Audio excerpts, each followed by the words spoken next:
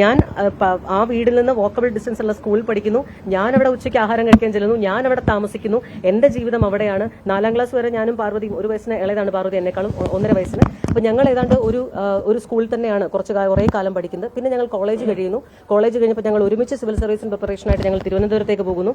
ഞങ്ങൾ ഒരുമിച്ച് പ്രിപ്പറേഷൻ നടത്തുന്നു, പഠിക്കുന്നു. അതിനുശേഷം അമ്മാവന് അൾഷിമേഴ്സിന്റെ ഒരു രോഗാവസ്ഥ അധികമായി കഠിനമാവുന്ന സാഹചര്യമായപ്പോൾ ഞങ്ങൾ രണ്ടുപേരും തിരിച്ച് വീട്ടിലേക്ക് വരുന്നു. അമ്മാവനെ നോക്കാനുള്ള ഒരു ബുദ്ധിമുട്ടുകളും ഒക്കെ ഉണ്ടാവും. ഞങ്ങൾ കണ്ടിട്ടില്ല ഈ 3 മക്കളെയും. 3 മക്കളുണ്ട്. ഒരു സമയത്ത് അമ്മാവി എന്ന് പറയുന്നത് വളരെ ജെന്റിലായിരുന്നു. വളരെ ഇമോഷണലായിട്ട് മക്കളെ നന്നാക്കാനും ഒക്കെ ശ്രമിച്ചിട്ടുണ്ട്. അന്നൊക്കെ അമ്മാവി പരാജയപ്പെട്ടിട്ടുണ്ട്. പക്ഷെ ഒടുക്കം വന്നപ്പോൾ അമ്മാവി വളരെ ബോൾഡായി മാറി. ഇതിനി തിരിയില്ല എന്ന് കാണുന്ന ഒരു സാഹചര്യം, നന്നാവില്ല എന്ന് കണ്ടു കഴിഞ്ഞാൽ പിന്നെ നന്നാക്കാൻ അമ്മാവി ശ്രമിച്ചിട്ടില്ല. അപ്പോൾ അതുകൊണ്ട് ഞാൻ കൂടുതൽ കുടുംബ പ്രശ്നങ്ങളിലേക്കോ ഇവരാരാണോ എന്നോ ഇവരുടെ ഐഡന്റിറ്റി എന്താണോ എന്നോ അവരെക്കുറിച്ച് എനിക്ക് പറയാനുള്ള കാര്യങ്ങളോ പൊതുസമൂഹത്തിന്റെ മുന്നിൽ പറയേണ്ട ആവശ്യം നിലവിലില്ല. ഞാൻ അങ്ങനെ ഒരു വെർബൽ സ്റ്റേറ്റ്മെന്റ് അല്ല ഉദ്ദേശിക്കുന്നത്. പകരം എനിക്ക് പറയാനുള്ളത് ഇത്ര മാത്രമേ ഉള്ളൂ. എന്നെ കൊല്ലം ജില്ലക്കാരിയാക്കാൻ ശ്രമിക്കുന്ന CPIയുടെ ജില്ലാ നേതൃത്വത്തോട് എനിക്ക് അപമാനം മാത്രമേ ഉള്ളൂ. 2018-19 കാലയളവിലാണ് എന്റെ അമ്മുമ്മ രോഗാതുരതയാവുന്നതും മരണപ്പെടുന്നതും. അപ്പൊ ആ സാഹചര്യത്തിൽ പത്തനംതിട്ട ജില്ലയിലെ അന്നത്തെ ജില്ലാ സെക്രട്ടറി, അന്നത്തെ സംസ്ഥാന കമ്മിറ്റി അംഗങ്ങൾ, അന്നത്തെ വനിതകലാസാഹിതി, യുവകലാസാഹിതി ഉൾപ്പെടെയുള്ള സംഘടനാ നേതൃത്വം, അടൂർ മണ്ഡലം സെക്രട്ടറി, യുവജന സംഘടനാ നേതാക്കൾ ഉൾപ്പെടെയുള്ള എല്ലാ ആൾക്കാരും പത്തനംതിട്ട ജില്ലക്കാരുടെ ഒരു വലിയ സാന്നിധ്യമായിരുന്നു എന്റെ വീട്ടിലുണ്ടായിരുന്നത്. കൊല്ലം ജില്ലയിലെ ആ വീട് നിൽക്കുന്നത് ശൂരനാട് മണ്ഡലം കമ്മിറ്റിയുടെ പ്രദേശത്താണ്. അവിടെയുള്ള പ്രാദേശികരായിട്ടുള്ള ചില നേതാക്കന്മാർ പങ്കെടുത്തു. ചിലർ പരിചയമുള്ളവർ, അടുപ്പമുള്ളവർ നേതാക്കന്മാർ വന്നു എന്നതിനപ്പുറത്തേക്ക് ഒരു ബന്ധവും എനിക്കോ എന്റെ വീട്ടിലുള്ളവർക്കോ അവിടേക്കായിട്ട് രാഷ്ട്രീയപരമായിട്ടോ സംഘടനാപരമായിട്ടോ ഇല്ല. അപ്പൊ ഞാൻ ചോദിക്കുന്നവരോട് ഇതാണ്, 2018-19 കാലയളവിൽ അന്ന് എന്റെ വീട്ടിലേക്ക് വരേണ്ട ഒരു സാഹചര്യം ഉണ്ടായപ്പോൾ നിങ്ങൾ എല്ലാവരും പത്തനംതിട്ട ജില്ലയിലെ നേതൃത്വമാണ് വന്നിട്ടുള്ളത്. ഞാൻ പത്തനംതിട്ട ജില്ലയിലെ സംഘടനാ പ്രവർത്തനത്തിൽ മാത്രമാണ് ഉണ്ടായിരുന്നത്. കൊല്ലം ജില്ലയുമായിട്ട് എനിക്ക് അത്തരത്തിലുള്ള യാതൊരു ബന്ധവും അവകാശപ്പെടാനില്ല. കാരണം ഞാൻ പൂർണ്ണമായും താമസിക്കുന്നതും പഠിക്കുന്നതും ഇടപെടുന്നതും ജീവിക്കുന്നതും എന്റെ വീടും പത്തനംതിട്ട ജില്ലയിലാണ്. അപ്പോൾ എന്റെ അച്ഛനും അമ്മയും ഓൾമോസ്റ്റ് 5.5 ഇയേഴ്സ്, കറക്റ്റ് ഇലക്ഷൻ ഒരു 2-3 മാസം മുൻപാണ്. ഇലക്ഷന് ഒരു 3 മാസം മുൻപായിരിക്കും. ഇലക്ഷൻ അടുപ്പിച്ച് തന്നെയാണ് റേഷൻ കാർഡിൽ പേര് ചേർത്തതും. ആ CPIയുടെ ജില്ലാ പഞ്ചായത്ത് മെമ്പറായിട്ട് അവിടെ മത്സരിക്കുമ്പോൾ അവിടുത്തെ CPIയുടെ നിർദ്ദേശപ്രകാരം തന്നെയാണ് ആ സമയത്ത് തെരഞ്ഞെടുപ്പിന് മത്സരിക്കുന്ന സമയത്ത് ഞാൻ സ്ഥിരതാമസമുള്ള വീട്ടിലേക്കാണ് മാറ്റിയത്. എനിക്ക് വേണമെങ്കിൽ ഒരു വാടക വീട് എടുത്ത് മാറ്റിക്കൂടെ? എനിക്ക് പത്തനംതിട്ട ജില്ലയിൽ ഒരുപാട് ബന്ധുക്കളുണ്ട്, ഒരുപാട് സുഹൃത്തുക്കളുണ്ട്. വേണമെങ്കിൽ എനിക്കൊരു വാടക വീട് വാങ്ങിക്കാം. ഇനി അതൊക്കെ ഉപരിയായിട്ടൊരു ചോദ്യം, ഈ കഴിഞ്ഞ 6 വർഷത്തിനിടയ്ക്ക് എനിക്ക് വേണമെങ്കിൽ അവിടെ ഒരു വീടും അഡ്രസ്സും ഉണ്ടാക്കാമായിരുന്നില്ലേ? ഇത്രയും കുടുംബ പ്രശ്നമുള്ള വീടാണ്, എനിക്ക് അവിടെ നിന്ന് മാറണമെന്നുണ്ടെങ്കിൽ എളുപ്പമായിരുന്നില്ലേ? എനിക്ക് അങ്ങനെയൊന്നും ചിന്തിക്കേണ്ട ആവശ്യമില്ല. കാരണം ഞാൻ ജനിച്ചു വളർന്ന, ഞാൻ താമസിച്ചിട്ടുള്ള എന്റെ വീടാണത്. അപ്പോൾ ആ വീട്ടിൽ നടന്നിട്ടുള്ള ഒരു മെയിന്റനൻസ് വർക്കിനെ കുറിച്ചോ, അവിടെ സാധനം വാങ്ങിക്കുന്നതിനെ കുറിച്ചോ, ആ വീട്ടുചെലവിനെ കുറിച്ചോ, അവിടെയുള്ള ഒരു ഓണം ഒരുക്കുന്നതിനെ കുറിച്ചോ ഒന്നും അറിയാത്ത 3 പേരാണ് ഇപ്പൊ പരാതിക്കാരായിട്ട് വന്നിട്ടുള്ളത്. 2 പേരാണ് അവിടെ നിന്ന് എനിക്കെതിരെ സംസാരിച്ചത്. അവരോട് സഹതാപം മാത്രമേ ഉള്ളൂ. CPIയുടെ പത്തനംതിട്ട ജില്ലാ നേതൃത്വം പറയുന്ന വാക്ക് കേട്ടുകൊണ്ട് ഇങ്ങനെ ഇറങ്ങിത്തിരിക്കുന്നത് സഹതാപം മാത്രം. പേര് വെട്ടിയതിന്റെ ഉത്തരവ് വന്നതിന്റെ പുറകിലാണ് ഈ സ്ഥലം എഴുതിയെടുത്തിരിക്കുന്നത്. അത് രേഖകളിൽ നിന്ന് വ്യക്തമാണല്ലോ. ഉത്തരവ് ഞാൻ ചോദിക്കുന്നത്, പത്തനംതിട്ട ജില്ലയിലെ അടൂർ TSO ഇങ്ങനെ ഒരു നടപടി, ഞാൻ അവിടെ രസകരമായിരുന്നു. അവിടെ എന്നെ ഹിയറിംഗിന് വിളിച്ച ദിവസം ജനുവരി 29 എന്റെ ഓർമ്മ. ഞാൻ അവിടേക്ക് ചെന്ന് ഇരിക്കാൻ ഒരുങ്ങുമ്പോൾ തന്നെ എന്നോട് TSO പറയുന്ന മറുപടി, മാഡം ഞങ്ങൾ ആ കാർഡ് അങ്ങ് റദ്ദ് ചെയ്യും കേട്ടോ. ഞാൻ ഇരിക്കാൻ ഒരുങ്ങി ഞാൻ എണീറ്റ് ഞാൻ പറഞ്ഞു, അപ്പം ഞാൻ അങ്ങ് ഇറങ്ങാം, ഇവിടെ ഹിയറിംഗ് വേണ്ട, ഇവിടെ ഒന്നും വേണ്ടാന്നുണ്ടെങ്കിൽ വീട്ടിൽ നിന്ന് സംസാരിക്കേണ്ട ആവശ്യമില്ല, ഞാൻ പുറത്തേക്ക് ഇറങ്ങാം എന്ന് പറഞ്ഞു. അപ്പോൾ അവർ പറഞ്ഞു അങ്ങനെയല്ല, കാർഡ് റദ്ദ് ചെയ്യും. എന്നിരുന്നാലും എന്റെ മാന്യത കൊണ്ടും എനിക്ക് ആ വിഷയത്തിൽ ഗവൺമെന്റ് ഒരു ഹിയറിംഗിന് വിളിക്കുമ്പോൾ പങ്കെടുക്കേണ്ടത് അത് ശരിയായ രീതി അതാണ് എന്നുള്ളതുകൊണ്ടും ഞാനിരുന്നു, അവരോട് കാര്യങ്ങൾ പറഞ്ഞു. എന്റെ കൂടെ ഈ പറയുന്ന ശ്രീപാർവതി S. പിള്ള എന്ന് പറയുന്ന ഇവരുടെ സ്വന്തം സഹോദരി, അത് നാട്ടിലില്ല, അസാമിലാണ്. അവിടെ നിന്ന് നാട്ടിലേക്ക് ലീവിന് വന്ന സമയത്താണ് എന്റെ ഈ TSOയുടെ ഹിയറിംഗിന് വിളിക്കുന്നത്. അതുകൊണ്ട് തന്നെ ശ്രീപാർവതി എന്റെ കൂടെ ഉണ്ടായിരുന്നു.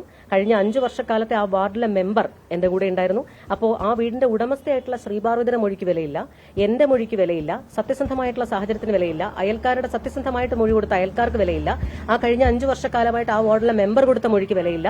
പകരം CPIയുടെ ജില്ലാ നേതൃത്വവും സംസ്ഥാന നേതൃത്വവും അടൂരിലെ TSOയ്ക്ക് കൊടുത്ത രാഷ്ട്രീയ നിലപാടിനും രാഷ്ട്രീയ ഉത്തരവാദിത്വത്തിനും രാഷ്ട്രീയ സമ്മർദ്ദത്തിനും മാത്രമേ വിലയുള്ളൂ എന്നുള്ള തീരുമാനത്തിന് നമുക്ക് TSO ഉൾപ്പെടെയുള്ള ഗവൺമെന്റ് ഉദ്യോഗസ്ഥർക്കെതിരെ കേസ് നടപടിയായിട്ട് മുന്നോട്ട് പോകണമെങ്കിൽ 60 ദിവസത്തെ നോട്ടീസ് പീരീഡ് ഉണ്ടെന്നാണ് എന്റെ വിശ്വാസം. അതനുസരിച്ചുള്ള ലീഗൽ പ്രൊസീഡിംഗ്സ് ഉറപ്പായിട്ടും ഒരു ഉദ്യോഗസ്ഥർ ഈ പറയുന്ന പോലെ രാഷ്ട്രീയക്കാരുടെ തൊഴിലാളികളായിട്ട് മാറുന്നുണ്ടെങ്കിൽ, എന്ത് തരത്തിലും മറ്റൊരാളുടെ ജീവിതം ഇല്ലാതാക്കാൻ രാഷ്ട്രീയ പകപോക്കലിന് കൂട്ടുനിൽക്കുന്നുണ്ടെങ്കിൽ ഒരു ഉദ്യോഗസ്ഥർക്കെങ്കിലും അതിന്റെ ശിക്ഷാ നടപടി ശരിയായി കിട്ടുമ്പോൾ സ്വാഭാവികമായിട്ടും ഇതൊരു കൃത്യമായ സന്ദേശം പുറത്തേക്ക് കൊടുക്കുമെന്ന് ഞാൻ വിശ്വസിക്കുന്നു. അതുകൊണ്ട് തന്നെ അടൂർ TSOയ്ക്കെതിരെ സാധ്യമായ എല്ലാ നിയമ നടപടികളുമായിട്ട് മുന്നോട്ട് പോകും. അത് ഇപ്പോൾ തുടങ്ങിയിട്ടുണ്ട്. അതിന്റെ ഫലമായിട്ട് മുന്നോട്ട് പോകാൻ. അതെ,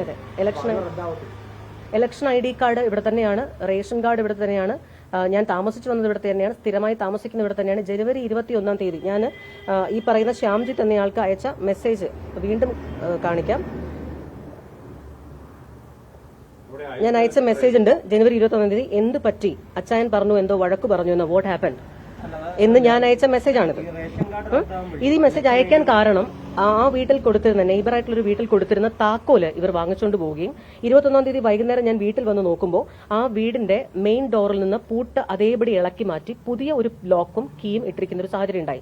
ഇതൊന്നും തന്നെ ഞാൻ ഒരു പരാതിയുമായിട്ട് മുന്നോട്ട് പോകണ്ട എന്ന് തീരുമാനിച്ചത് ഇത്തരത്തിലുള്ളൊരു വാർത്ത വരുമ്പോൾ കുടുംബ പ്രശ്നങ്ങൾ മാധ്യമങ്ങളുടെ മുന്നിൽ പറയേണ്ടി വരും എന്നുള്ള ഒരു അവസ്ഥയിലേക്ക് കാര്യങ്ങൾ പോകുന്നത് വ്യക്തിപരമായി ബുദ്ധിമുട്ടുള്ളത് കൊണ്ടും അവർക്ക് സഹോദരി എന്നുള്ള കൺസിഡറേഷൻ ഇല്ലായെങ്കിലും പാർവതി എന്റെ സ്വന്തം സിസ്റ്ററാണ്, എനിക്ക് എന്റെ അനിയത്തിയാണ്. ആ പെൺകുട്ടിയുടെ ജീവിതത്തിൽ ഇവരുണ്ടാക്കിയിട്ടുള്ള ഡാമേജസ് ഒരുപാടാണ്.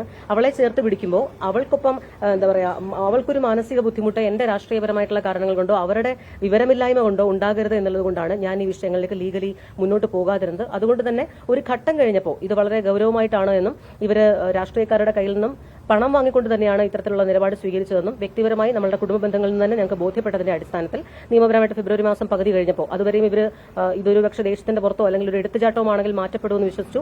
മാറില്ല എന്ന് ബോധ്യപ്പെട്ടപ്പോൾ ശ്രീഭാരതി തന്നെ താക്കോൽ ആവശ്യപ്പെട്ടുകൊണ്ട് അടൂർ പോലീസ് സ്റ്റേഷനിൽ പരാതി നൽകി. അപ്പോൾ ആ ഘട്ടത്തിൽ നിൽക്കുകയാണ്. അതിനെ തുടർന്ന് ഒരു നമ്മുടെ അടൂർ വീട് പൂട്ടിയിട്ടിട്ട് താക്കോൽ ഇളക്കി മാറ്റിയിട്ട് എനിക്ക് അകത്തേക്ക് കൃത്യമായി പറഞ്ഞാൽ 21-ാം തീയതി വീടിന്റെ പൂട്ട് മാറ്റുന്നു. അകത്തേക്ക് എനിക്ക് കയറാൻ പറ്റാത്ത സാഹചര്യം ഉണ്ടാകുന്നു. 22-ാം തീയതി TSO വരികയാണെന്ന് ഇവിടെ ഫീൽഡ് വിസിറ്റിന്. TSO വരുമ്പോൾ എന്നെ അറിയിക്കുന്നില്ല, പരാതി കിട്ടി തന്നെ അറിയിക്കുന്നില്ല, അവിടെ വരുന്നത് തന്നെ അറിയിക്കുന്നില്ല. എന്നിട്ട് അവരങ്ങ് റിപ്പോർട്ട് ചെയ്ത് ഞാൻ വീട്ടിൽ താമസമില്ല. അപ്പോൾ ഇത് വെൽ പ്ലാൻഡ് അല്ലേ? ഇളക്കി മാറ്റുന്നു, പിറ്റേ ദിവസം TSO വരുന്നു, TSOയുടെ റിപ്പോർട്ട് പോകുന്നു. അപ്പോൾ ഞാൻ സ്ഥലത്തില്ല, ഫീൽഡ് വെരിഫിക്കേഷൻ വരുമ്പോൾ എനിക്ക് വീട്ടിൽ കയറാൻ പറ്റില്ല, സ്വാഭാവികമാണ്. അപ്പോൾ ജനുവരി 20-ാം തീയതി വരെ ആ വീടുമായിട്ട് എല്ലാ ആക്സസുമുള്ള ആ വീട്ടിൽ ക്ലീനിങ്ങിന് ആളെ നിർത്തിയിട്ടുള്ള ആ വീട് ക്ലീൻ ചെയ്തുകൊണ്ടിരുന്ന ആ വീട് ഞാൻ താമസിച്ചുകൊണ്ടിരുന്ന എന്റെ സ്ഥിരതാമസത്തിന് എന്റെ ബിലോങ്ങിങ്സും വീടിനകത്തുള്ള എന്റെ വീട് അവർ കൈക്കലാക്കി. അവരുടെ കൂടി വീടാണ്, അങ്ങനെ തന്നെ പറയണം, അവരുടെ വീടാണ്, അവരുടെ കൂടി വീടാണ്. അപ്പോൾ അതുകൊണ്ട് എനിക്ക് അവിടെ കയറാനൊക്കാത്തൊരു സാഹചര്യം ഉണ്ടാക്കിയിട്ട് ഒരു സാഹചര്യം സൃഷ്ടിച്ചിട്ട് ഇതേ നോക്കൂ ഇവരിവിടെ താമസമില്ല, അതുകൊണ്ട് റിപ്പോർട്ട് അങ്ങനെ പോകട്ടെ എന്ന് മുകളിൽ നിന്നുള്ള സമ്മർദ്ദം അനുസരിച്ച് പെരുമാറുമ്പോൾ ഇപ്പോൾ ഞാൻ ഫേസ് ചെയ്യുന്ന ഒരു വലിയ ചാലഞ്ച് ഉണ്ട്. ഈ വസ്തു പോക്കുവരവ് ചെയ്ത് കൊടുക്കേണ്ടതാണ് റവന്യൂ വകുപ്പിന്റെ നിർദ്ദേശം. അതനുസരിച്ച് വില്ലേജ് ഓഫീസറുടെ അടുത്ത് 8 ദിവസമായിട്ട് ഞാൻ ഈ വിഷയമായിട്ട് പോക്കുവരവിന് നടക്കുകയാണ്. ഇത് കരമടക്കി തരില്ല, എനിക്ക് കുഴപ്പമൊന്നുമില്ല, എനിക്കിത് വെച്ച് ലോൺ എടുക്കാനില്ല. ഗവൺമെന്റിന് കരം വേണം എന്ന് തോന്നുന്ന സമയത്ത് എനിക്കിത് കരം എടുക്കാൻ മതി. എനിക്കിതുകൊണ്ട് ഈ ഡോക്യുമെന്റ് വാലിഡ് ആണ്, ഇത് ലീഗലി കൺസൾട്ട് ചെയ്താണ്, ഇത് സബ് രജിസ്ട്രാർ ഒരു ബുദ്ധിയില്ലാത്തവരല്ല അവിടെ ഇരിക്കുന്നത്. ഈ TSOയെ പോലെയോ മറ്റുള്ളവരെ പോലെയോ രാഷ്ട്രീയക്കാരാണ് എന്നുള്ളതുകൊണ്ട് എന്തും ചെയ്തു കൊടുക്കുന്നവരല്ല. അതുകൊണ്ട് ഇത് കൃത്യമായിട്ട് നിയമപരമായി സാധുതയുള്ളതാണ്. അതുകൊണ്ട് ഗവൺമെന്റ് എന്റെ കരം വേണമെന്നുണ്ടെങ്കിൽ മാത്രം എന്റെ കരം വാങ്ങിച്ചാൽ മതി. അതുവരെ റവന്യൂ അങ്ങനെ പോട്ടെ. ഒരിക്കലുമില്ല. ഞാനതിന്റെ അപ്പീലുമായിട്ട് മുന്നോട്ട് പോകുന്നുണ്ട്. നിയമപരമായിട്ട് ഇപ്പോൾ ഞാൻ ആ വീടിന്റെയും പുരയിടത്തിന്റെയും ലീഗൽ ഓണറാണ്. അതുകൊണ്ട് തന്നെ ഇലക്ഷൻ കമ്മീഷന്റെ പരാതിയും കേസും എന്താണെന്നുള്ള മെറ്റീരിയൽ സത്യത്തിൽ എന്തെങ്കിലും കിട്ടിയിട്ടില്ല. അപ്പോൾ അതിലെന്താണ് അവരുടെ ആരോപണം എന്ന് എനിക്കറിയില്ല. ഇപ്പോൾ ഈ കാണുന്ന കോലാഹലങ്ങൾ വെച്ചുകൊണ്ട് ഞാനൊരു ഊഹം പറയുകയാണ്, ഇങ്ങനെയൊക്കെ തന്നെ ആയിരിക്കാം അവരുടെ ആരോപണം. കാരണം അവർ എന്റെ ഇലക്ഷൻ സമയത്ത് ഞാൻ രാജിവെച്ചതിന്റെ പിറ്റേന്ന് തന്നെ ഈ വിധ പരാതികളുമായിട്ട് അന്നൊരു ചാർലി എന്ന് പറയുന്ന ഏർത്ത് പഞ്ചായത്തിലെ CPIയുടെ ഒരു ഹരിതകർമ്മസേനയുടെ വണ്ടി ഓടിക്കുന്ന ഒരാളെ കൊണ്ട് ആണ് പരാതി കൊടുപ്പിച്ചത്. അതിനുശേഷം അതേ വാർഡിൽ തന്നെ ഒരു CPI കാരനായിട്ടുള്ള ഒരു വിഷ്ണു എന്ന് പറയുന്ന പരാതിക്കാരനായി ഹൈക്കോടതിയിലേക്ക് മൂവ് ചെയ്യുന്നു. ഇവരെല്ലാം തന്നെ CPIയുടെ ബിനാമികളാണ്. ഇപ്പോൾ പരാതിക്കാരായിട്ടുള്ള ശ്രീജിത്തും ശ്യാംജിത്തും സഞ്ജിത്തും CPIയുടെ ബിനാമികൾ മാത്രമാണ്.